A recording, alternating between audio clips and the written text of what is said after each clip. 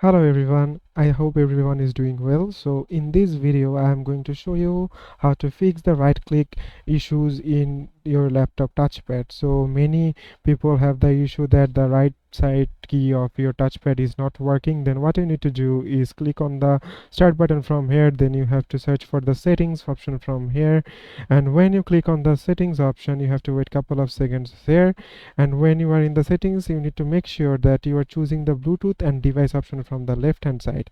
After that you have to scroll down to the below, then you have to choose the touchpad option from here, then you have to click on the step. You have to click on the tabs, but in my laptop there are options are not showing, but there were supposed to be showing some options, and you have to make sure that all the options are tick mark, because many options though are not are being unchecked or are not in tick mark. That's why the right click button of your touchpad sometimes not work. So you have to make sure that all the options are checked and all the options are in tick mark, then it will most likely to get fix your problem of the right hand side key is not working in your laptop touchpad.